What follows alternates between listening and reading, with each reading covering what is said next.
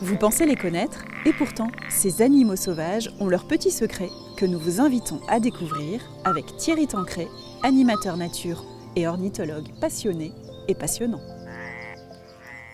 Ch'tite bête, le podcast du département du Nord qui vous emmène au cœur de nos espaces naturels à la rencontre des animaux sauvages. Aujourd'hui, Thierry m'a donné rendez-vous au Marais de Bonance à Fretin, aux portes de l'île. Le ciel est gris, la brume est tombée et le froid aussi. Cet espace naturel humide est un petit havre de paix. Le silence règne, la nature entre en dormance dans les marais. Un petit mammifère se cache, pas loin de nous, la tête en bas, pour commencer son hibernation. La chauve-souris. Bonjour Thierry. Bonjour Perrine. C'est le premier mammifère nocturne dont nous parlons dans ce podcast, après la salamandre tachetée, qui elle est un amphibien nocturne. C'est un animal qui fascine autant qu'il répugne à cause de vieilles légendes. Thierry, peux-tu nous en dire un petit peu plus sur les légendes qui planent autour de la chauve-souris ?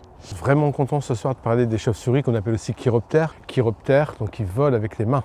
Donc on va parler du premier et du seul mammifère volant au monde. Effectivement, on a tous eu des craintes sur cet animal. Bizarre, imagine-toi.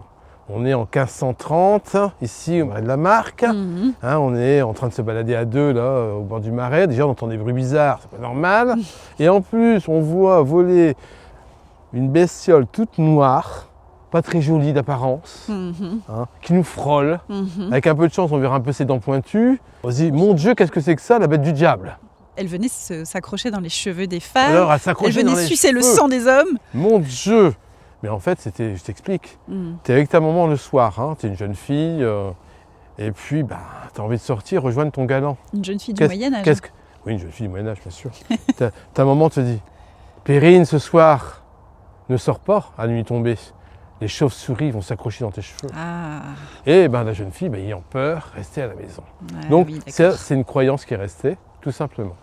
Encore une autre qui est très très forte pour elle. Tout le monde sait que les chauves-souris sucent le sang, Olivier. C'est des Dracula en puissance. Non, puisque toutes nos chauves-souris en Europe sont toutes insectivores strictes. Elles ont les dents pointues simplement pour percer les carapaces des insectes. Il n'y a qu'une chauve-souris qui s'appelle le vampire, qui vit en Argentine et qui lui fait des petites incisions sur les vaches pour la pelle sang. Il n'y a qu'elle qui fait ça. D'accord, soyons rassurés, dans le Nord, il ne nous arrivera absolument rien avec des chauves-souris. Tout à fait, rien du tout.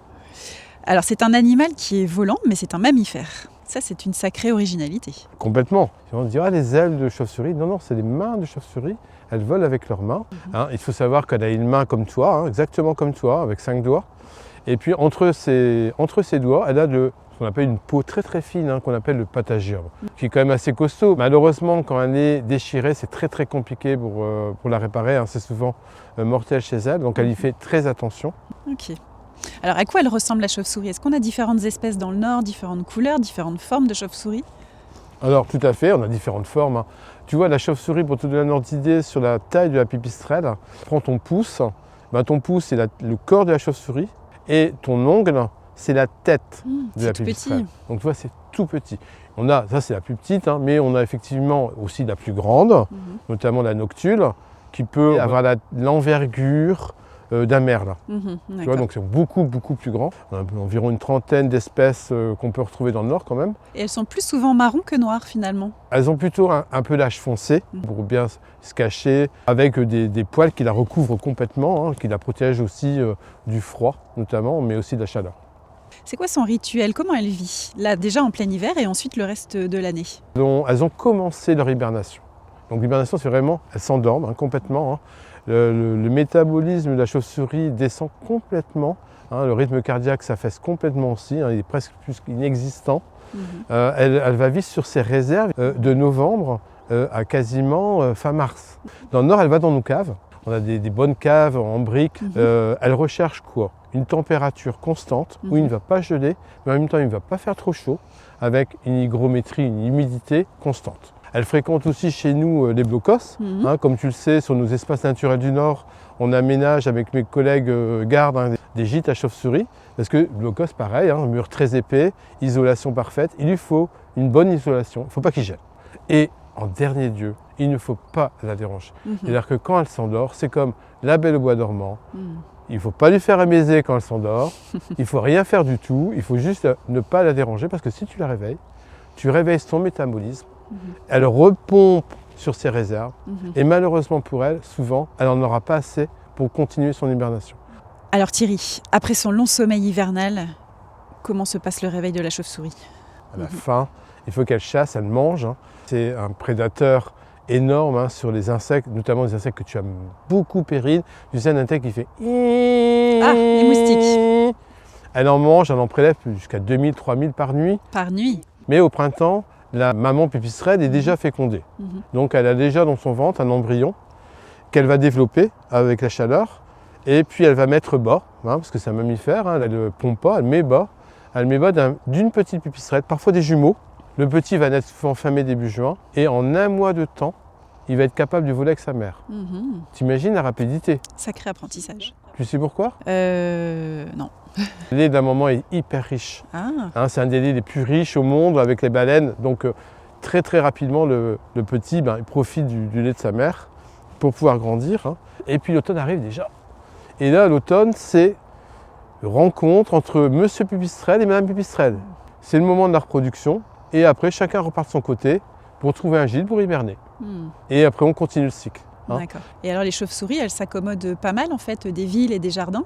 On peut en trouver facilement dans les jardins, dans les quartiers. Tout à fait. Tu as jamais vu dans ton jardin la nuit tombée une pipistrelle voler? Mais tout à fait. Quand tu vois ça, tu peux te dire que c'est une chauve-souris qui sort soit de ta maison, soit de la maison de ton voisin. D'accord. En parlant de son habitat, c'est une très bonne transition pour aussi parler d'une de ses grandes particularités. Elle dort la tête en bas.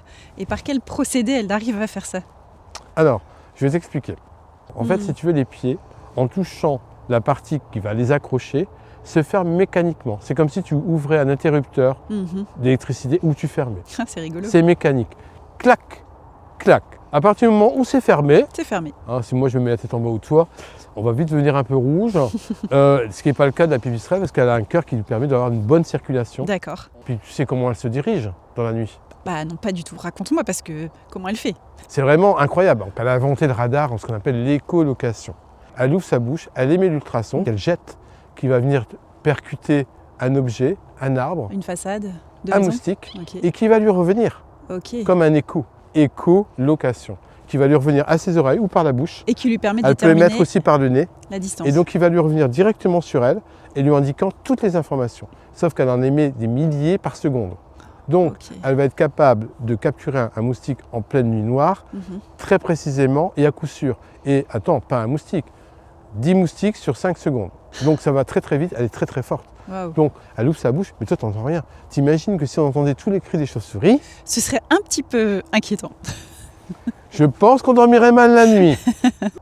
Thierry, pour ceux qui nous écoutent et qui souhaiteraient aider les chauves-souris, leur donner un petit coup de main, qu'est-ce qu'il est possible de faire?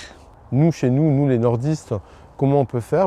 Tout simplement avoir un beau petit jardin, des belles haies champêtres, un arbre fruitier, un petit plan d'eau, une petite prairie non fauchée, un simple potager. Avec une haie, c'est suffisant. La chauve-souris trouvera un habitat favorable pour pouvoir chasser. Merci Thierry, encore une fois, tu nous as fait découvrir la magie de la nature.